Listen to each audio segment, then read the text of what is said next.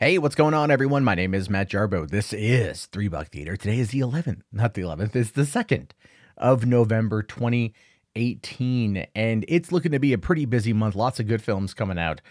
Sadly, we're not talking about any of those today because no new news on those have really come out. But what we are going to be talking about, as evidenced by the image on the screen, as well as clearly the topics list on the sidebar, the Avatar sequel names got leaked out there. Gladiator 2 is apparently coming again. The fuck. Cable TV is unaffordable. I don't really believe that that is, a topic that needs anything more than that particular title, but we're going to jump into it. Star Wars is now paid for, and Kevin Feige talks about the Marvel TV shows on Disney Play. Again, there's a lot to jump into today, so we're not going to waste anyone's time. We're just going to jump into this one here. Did the Avatar sequel titles get revealed? Now, this, of course, is extremely rumor-based. We have no idea if this is true, no idea if this is fake. A lot of people are running with it as being could be either or. Right now, it's Schrodinger's Avatar, apparently. And here's what it says. Nearly a decade after its 2009 release, James Cameron's Avatar remains the highest-grossing film of all time at the worldwide box office with $2.8 billion. Now, you might ask yourself, what? How? Huh? Why? Because in 2009, that was a big movie. And the extra charge of 3D and IMAX sales from 2010 really helped it get to that $2.8 billion. Additionally, it was a real benchmark just in terms of production quality and the graphical fidelity of what Cameron was able to produce. Let's be realistic here. Let us just put the fear aside for a hot minute on these sequels and just go, look, your best bet is to bet on Cameron. Your best bet is to always bet on Cameron. Betting against him doesn't seem to work, right? It don't. So there's no point in doing it. But it says here, the 3D extravaganza, starring Sam Worthington, Sigourney Weaver, and Zoe Saldana, is set on Pandora, a distant planet inhabited by the Na'vi. For the past few years, 4 planned follow-ups have simply been referred to as Avatar 2, Avatar 3, 4, and 5. The details surrounding the 4 sequels have been more elusive than the element unobtainium. Oh, Jesus Christ. BBC, please don't try jokes. Usually you Brits are funny. That was just terrible. However, the BBC has seen documentation regarding future Avatar plans, which makes reference to 4 specific projects. Avatar, The Way of Water, Avatar, The Seed Bearer, Avatar, The Tolkien Writer, and Avatar, The Quest for Eywa. Now, Ultimately here, what we've learned is because there was that Sigourney Weaver interview from the other day where she talked about the amount of water work done on these films, right? She talked about the amount of water work that's been done. She spent a lot of time underwater, a lot of time diving, a lot of time getting those shots. So you could sit there and basically say that, yeah, maybe this is accurate here because you got Avatar, The Way of Water. So that would be something that would clearly be a lot of water, right? I'm going to assume that this Avatar, The Seed Bearer, is probably going to be something that is talked about in The Way of Water. If this is real, we're just kind of treating this like it's real right now. Okay, let's just treat this like it's real. Because it does go on to say here that Cameron has said that future installments of the film would explore the planet's oceans and confirmed to Collider last year that there's a tremendous amount of water work across Avatar 2 and Avatar 3. And again, going back to what Sigourney Weaver had said about how much water work there was, I would say that is probably pretty accurate. And given the type of technology that he's wanting to create and using a lot of water work, it will be very interesting to see what happens in regards to IMAX 3D and underwater filming. It just, again, underwater mocap filming. Think about that one for a second. Underwater mocap filming. What the hell is going to be happening in Pandora for Avatar 2? Now, the Seed Bearer, if I just had to speculate, again, this is all speculation, probably tells me that something's happening on Pandora. There's going to be maybe, because the great tree was killed, right? The great tree was killed, and they need the tree. So they probably, in Avatar 2, are wanting to go and find the seed. They need the seed bearer, or they need the seed in order to plant a new tree, right? And of course, that's going to be, what the journey of Avatar 3 is getting the seed and planting the seed and probably fighting off human invaders that are trying to once again take over the planet, or maybe the human invaders get the seed. I don't know, something like that. The Tolkien Writer is probably going to be more about leading into war with the humans, and the Quest for Eywa Isn't that was like the network on the planet, right? That was like the spirits on the planet, right? Probably something along the lines of uniting the planets together once again to fight off a human invasion. I don't know if it needs remarkably like 4 movies to tell the story, but just based upon that, like just that pure speculation is kind of what I'm going for here. I don't know. I could be right. I could be wrong. It could be in any way. At this point in time, we have no idea. But it will be fascinating nonetheless to see what's going on with Avatar 2, 3, 4, and 5, if these titles are to be believed. Now, jumping over here, this is an interesting one because this popped up yesterday after I was done recording, and I always hate that when a good story breaks when I'm done recording. But apparently, Ridley Scott is officially directing a Gladiator sequel, but not using that Nick Cave script. And if you've ever seen snippets from that Nick Cave script from Gladiator 2, which they talked about like not long after Gladiator 1, again, 18 years ago, long time, let it die sort of thing. You know what I'm talking about. It's super freaking crazy. Now, it says here that they're going to be working on, okay, so Ridley Scott expressed a desire to revisit this world with Crow in the lead a few times in the past. At one point, he had musician and writer Nick Cave work on a script. And it basically boiled down to Maximus fighting his way out of the afterlife on a mission to kill a Roman god who has created the persona of Jesus so as to stoke the new Christian religion and thus steal other gods' followers. And this is all the weird, like I said, that weird ass script. So anyway, now Deadline here, which I should have probably gone to first as an article, now brings word that Scott is indeed ready to step behind the camera again for Gladiator sequel, but will be using a completely new script. The script will be penned by Peter Craig, the screenwriter of Ben Affleck's The Town, as well as 2 Hunger Games and 12 Strong. He also penned the upcoming Top Gun Maverick and a planned Logan's Gun remake. So the dude's got some chops under his belt there, right? He does. He got some chops under his belt. The thing with that though is Top Gun Maverick, it came out yesterday. Like Christopher McQuarrie is actually working on the screenplay now. So, you know, McQuarrie coming on board, I think obviously because of the success of Mission Impossible Fallout, Mission Impossible, Rogue Nation and the Jack Reacher films. And basically Tom Cruise is like, that's his new go-to guy. So that makes a lot of sense. So as for the script, it said the film will forget trying to resurrect Maximus, but instead focus on Lucius, the now grown-up son of Connie Nielsen's Lucilla, the Emperor Commodus's older sister and Maximus's former lover before he met his wife. In the movie, Maximus showed great affection for Lucius, whose father had died in the war early in life and treated him like a son. Some have theorized that Lucius could secretly have been Maximus's biological son, but it doesn't line up with timelines. So that could be something. So that could be something right there, right? That could be an interesting take on it, where if it is Maximus's biological son, if Lucius is his son wanting to get revenge, but then again, Joaquin Phoenix died, so it's kind of like, all right. What's it going to do? What's Gladiator 2 going to be? I mean, obviously it's going to be full of violence, full of action, full of craziness, which is totally fine with me. And the way that Ridley Scott makes his movies is either good or bad. It really boils down to being good or bad. He's hit or miss. You know, with how much he cranks out, you're like, all right, it's okay. I mean, he's done all right, you know. But then again, I love Gladiator. I love Gladiator. I think it's one of Scott's best movies. You know, and I want to see what they're going to do with this. I would love it if Maximus could come back, because I always loved Russell Crowe in that movie. I thought it had some great quotable lines, and he was perfect in that role.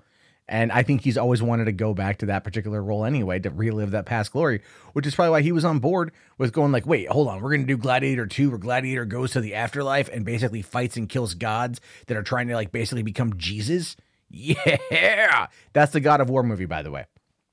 Why not just call it God of War? Make that the script. Take that and put instead of Maximus, it's Kratos, and there you go. And that's what's gonna happen. That's what's gonna happen with that one. But it should be interesting to see nonetheless. And hopefully it will be good. I don't know. I mean, you guys got to tell me what you think about this one. Now, let's talk about cable television. Now, for the most part, I've been a cord cutter since 2010 when I first moved to Los Angeles. It dawned on me that there's no point at all to pay. There's no point at all to pay.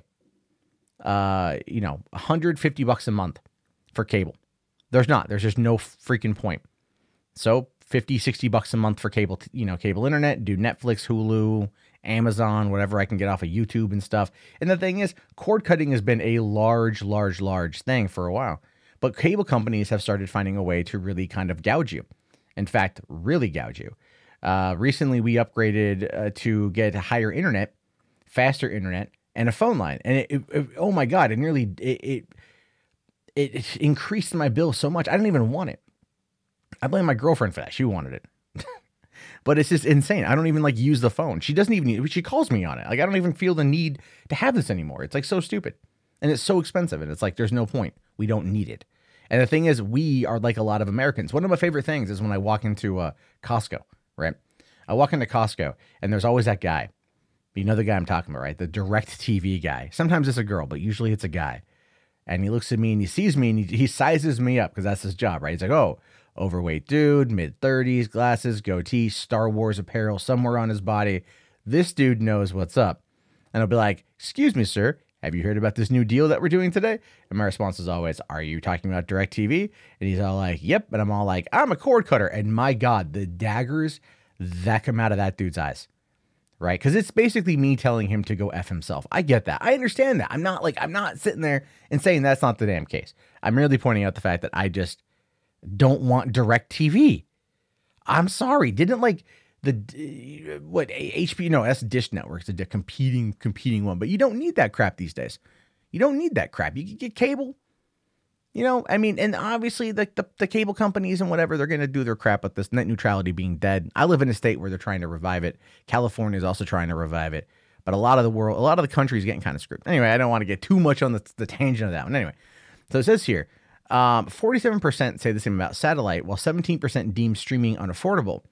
The New Hollywood Reporter Morning Consult poll finds. Now, it says Comcast lost 106,000 cable television subscribers in the most recent quarter, while DirecTV shed another 346,000. Charter Communications lost 66,000. With cord cutting rampant, it's instructive to know exactly why so many customers are ditching pay TV in favor of streaming. Well, for one, no commercials or minimal commercials. Two, you don't pay for shit you don't need. Look, I understand getting a cable package, right? Okay, and like I understand that the money I pay goes to help kind of funding some of these smaller, these smaller outlets, these smaller channels that are designing, that are trying to build a following, right? But I don't care about Filipino Daily. I'm sorry. I don't care about that. I don't care about the Japanese squid eating channel. Oh, well, okay. I take that back. I kind of care about that one. All right. But I don't care about HSN, QVC. I don't care about those things. I don't care about all of that crap. I look through like you get the package of 800 or 900 channels. I'm like, to do what with? Fucking just mindlessly scroll through. Next. Oh, let's go to Netflix, or I'll go watch something I want, or I'll watch YouTube. All these channels that are trying to like make a name for themselves. I get it, but you could do it through Roku now. You could do it through Roku for a fraction of the cost. You could run your channels through YouTube for free, right? Make money that way. There's ways to do it, but we don't watch it anymore. More people watch YouTube. Why? Because it's accessible. It's on every freaking platform. I was driving this morning to take my kid to the doctor's office, listening to a YouTube video. I was out last night running errands, listening to a YouTube video. I don't watch the news. I catch it when it's on YouTube, and I'm not the only one. Right? Now, it says here the most basic answer is to save money, which is true, but even that, like I said, it's going up. It's going up. A whopping 90% of Americans say the most important factor when deciding to subscribe to TV or streaming is a cost. Meanwhile, 56% say cable is unaffordable, and 47% say the same about satellite. While just 17% deem streaming unaffordable, people are just homing in on affordability, especially younger consumers. Yeah, it's true. You got the baby boomers that are tied to what they know. New technology frightens them. Right? It's like cavemen with fire. They don't know what to do with it. They just lose themselves. Like, what is a home button? I don't understand what that means. I don't get this. I need my Metamucil. And no offense to anyone here who's listening who's older.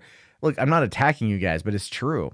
Boomers and technology go together not well. It's not at all, right? So that's a big issue. But people don't want the excess of, I'm telling you like this. You want to see the death of cable TV. This is 100% accurate. If you want to see the death of cable TV, get rid of sports packages, put those on streaming, right? MLB, NBA, NFL, NHL, PGA, right? Even WNBA. You put that stuff on packages, right? You sell it off. You go, look, you want to get in on this action. You want to get the goods, man. You pay $30 a month, or $30 whatever a year. Charge it, you charge season, $30 a season, and you get access to like all the games. And then you can even do maybe a yearly package where you get to watch old games and stuff.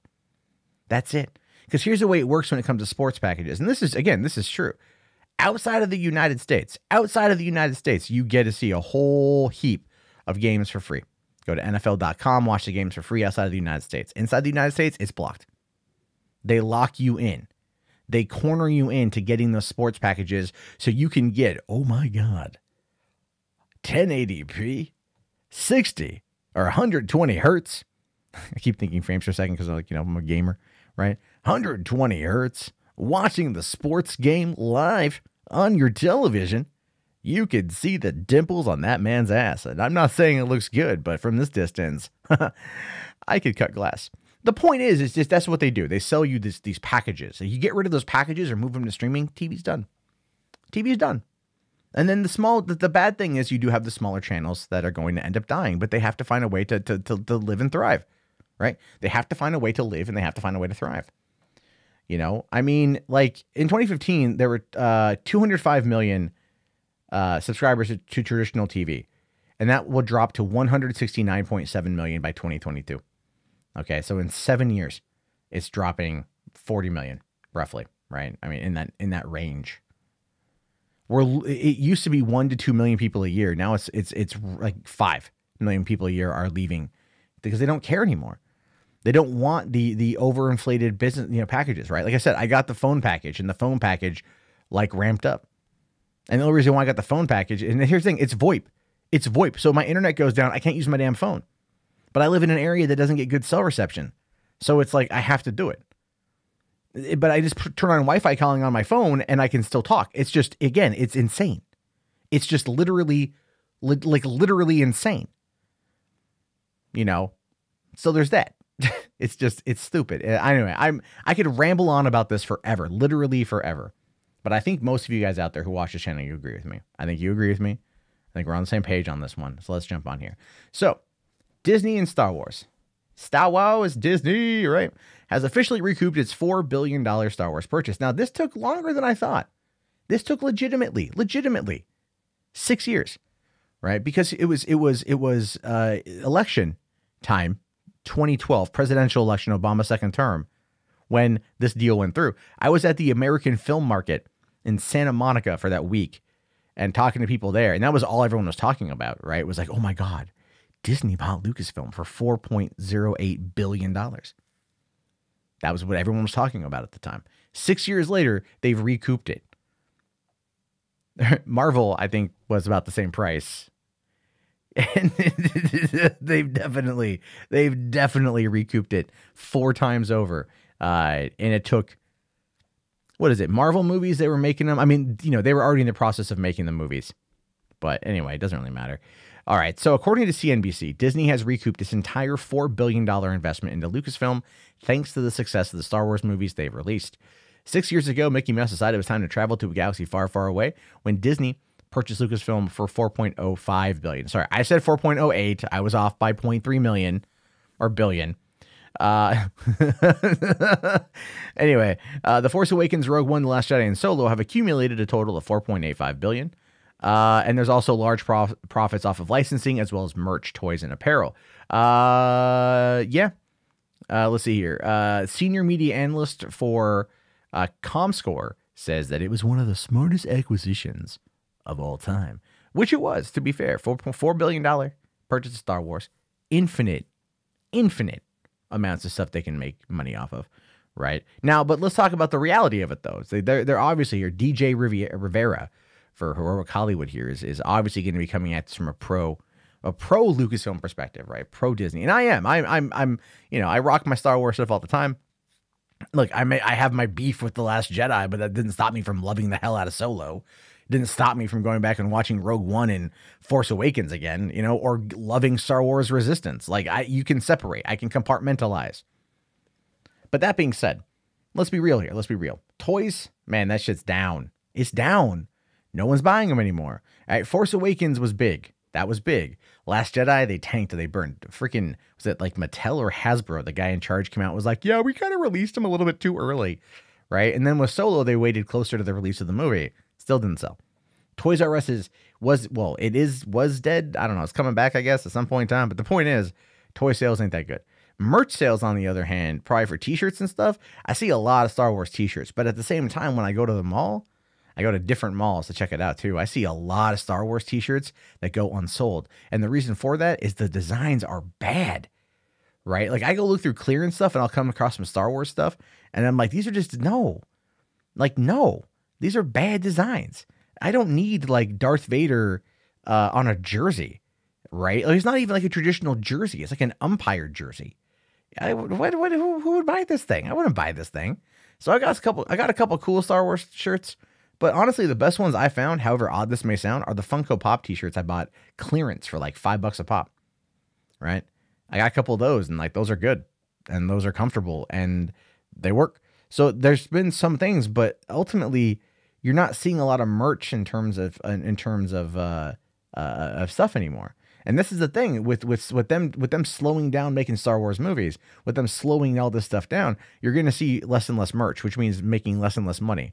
Unless that is people flock over to the Disney streaming service and they watch The Mandalorian and they watch all that stuff and they go, oh yes, that is going to be the big thing. That is going to be the big thing.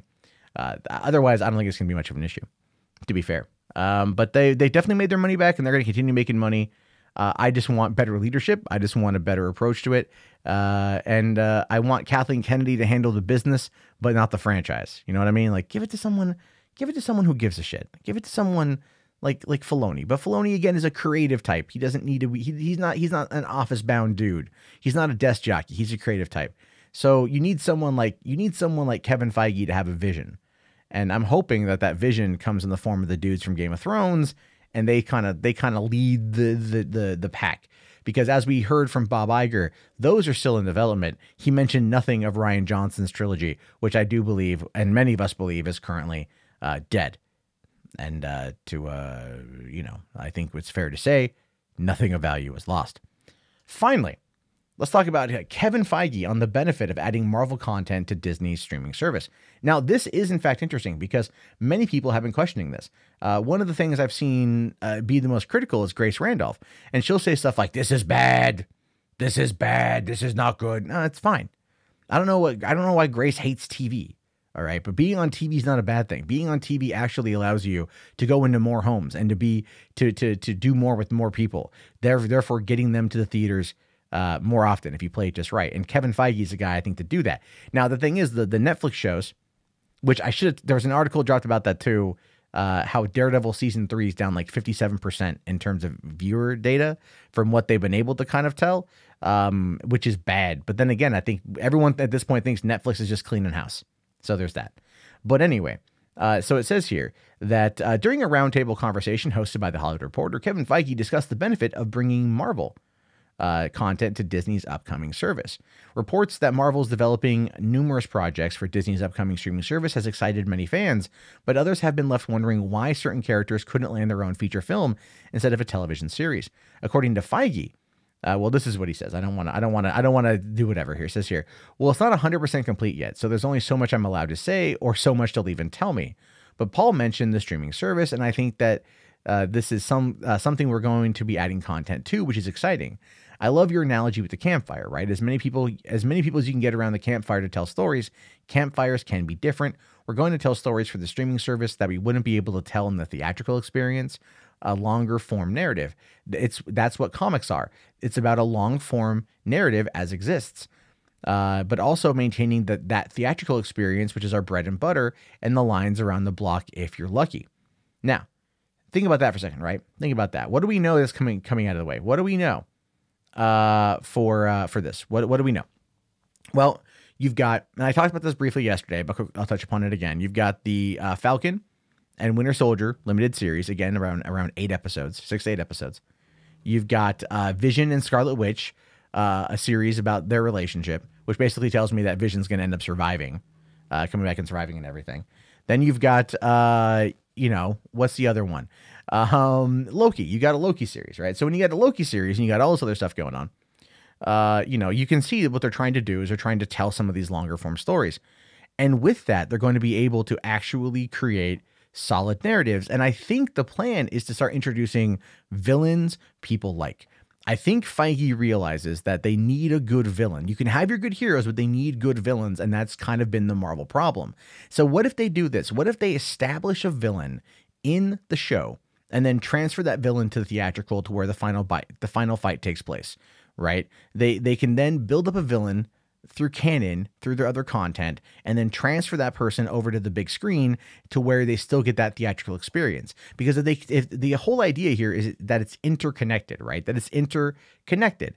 And the fact that it's interconnected means these stories not having the problem of being between LA and New York, right? Marvel Studios and Marvel Television, Feige is going to be able to tell these stories without any interference from Ike Perlmutter, which is what he wants. The only downside to this is it's going to really hurt freaking Daredevil, man, right? And like the Punisher and Jessica Jones and Iron Fist and crap. It's all going to hurt that stuff because that stuff's moving further and further and further away from, from reality, I guess. So it's just from our reality of the MCU. Maybe the reality gem can actually go back and fix that. Anyway, they'll retcon some shit, hopefully. But I think that's what's going to happen is they want to tell these stories that allow them to greater expand upon the canon and the narrative of whatever the next 10-year storyline is going to be, right? Whatever that next big bad is, right? Whatever that next that bookend franchise, whatever it's going to end with, they want to be able to tell stories that are going to run ancillary to it with these characters that that you love, that do cross over between the big screen and the small screen, while also working through those existing actors' contracts just to probably get them out of the way. I think it's a tactic that's going to work. I think it's a tactic that's interesting. And I think it's a tactic that's going to be a lot of fun to watch and see play out. But that's kind of where I lead with that, or I'm going to leave it with that. So I'm just curious to know your guys' thoughts on this one.